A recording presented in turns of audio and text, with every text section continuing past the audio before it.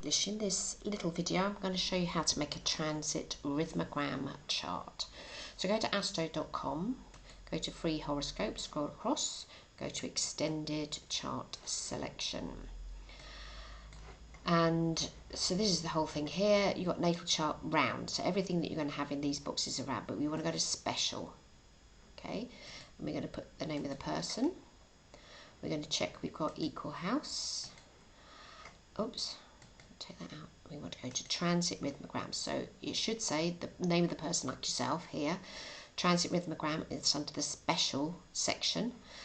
House system equal, and click here to show chart. Okay, and you're going to have a lot of wibbly wobbly lines here, so let's right click it and save it.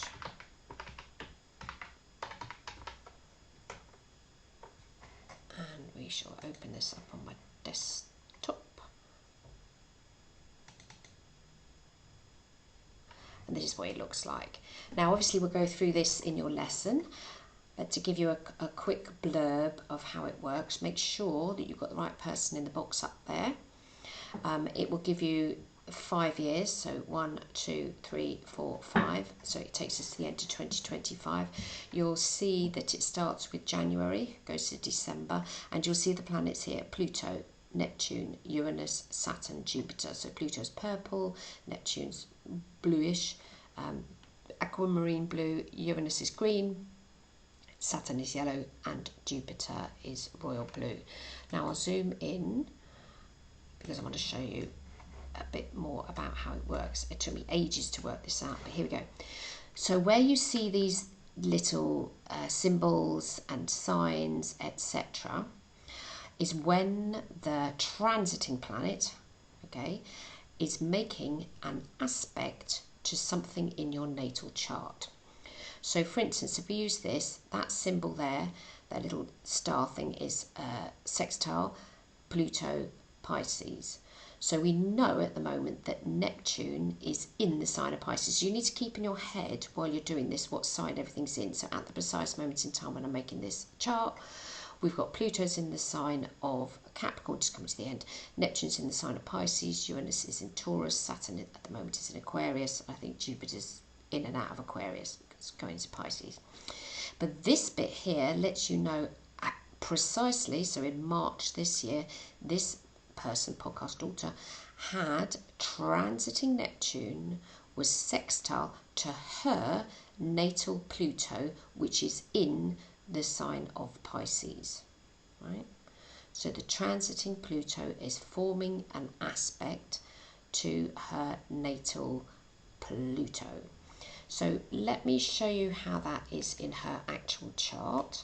So if we go back to free horoscopes, and I should be able to click back, oopsie doopsie, to here, podcast daughter, and we're going to do today, and we'll just get a transit chart. So with transits,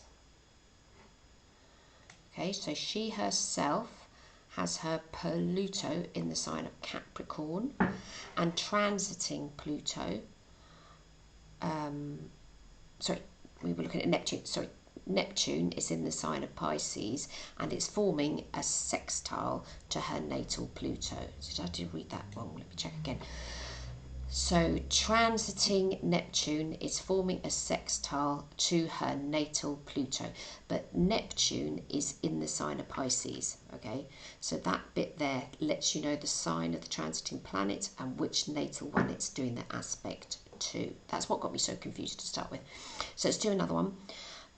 Uranus, we know, is in the sign of Taurus, so it's telling us that Uranus is in the sign of Taurus. It gives us the signs that the planet's in, all under here, and it's going to form a trine to her natal sun sign. So her natal sun sign is Capricorn, which is Earth, and transiting Uranus is here in Taurus, so that's forming an aspect for the transiting planet.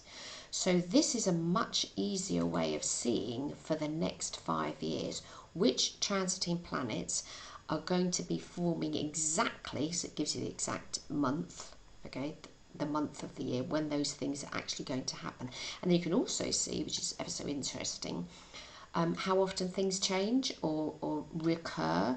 So we've got here that transiting Uranus in the sign of Taurus makes a sextile to her natal Neptune, and it does it twice. So this is the exact point, which we're into 2020 or 2021 at the moment.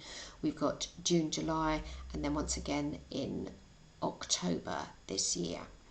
So I love transit rhythmograms. I've only been using them for a couple of years now, and this is the first time I've made a video about it, so I hope it's helpful for you.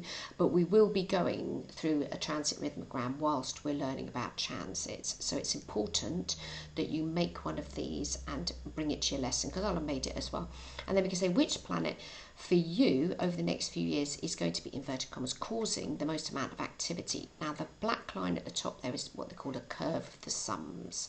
So it just means that it's sort of pointing out for you where what's going on, and we can see in this person's case that there's an awful lot of activity going on in her chart. There's so many transiting planets are going to be forming aspects to things that are in her natal chart. Now her sun sign is Capricorn, have I got that right? Her sun sign is Capricorn, so her ruling planet is Saturn. So we need to pay attention to what Saturn's up to, okay? Is it doing anything that's going to cause her some grief or not? But the ones that have got the highest peaks, those are the planets that are the most amount of activity with them. And the high peaks, she's got a big high peak going on here when transiting Uranus is forming a trine to her natal Saturn. Okay, so natally she's got Saturn is in the sign of Capricorn as well. It's happy in that sign. So that's a cushy time of year for her. Oops, now I've lost my transit rhythmogram. There we go. So that's good. Okay, so now we must remember actually not to use good or bad, but it's helpful or challenging. The more challenging things are going to be when things are in oppositions or squares. It'll let you know that. So we've got a square here, for instance. We've got Neptune is forming a big high square to natal Mercury, because Neptune's in the sign of Pisces, and we get to that particular month, which is April 2022. So I'll go through these in more detail in the lesson, but this is just so that you understand how to make one of these and how wonderful they are. I think I'm one of the only astrologers that uses them, but I think they're lovely. So we'll speak soon.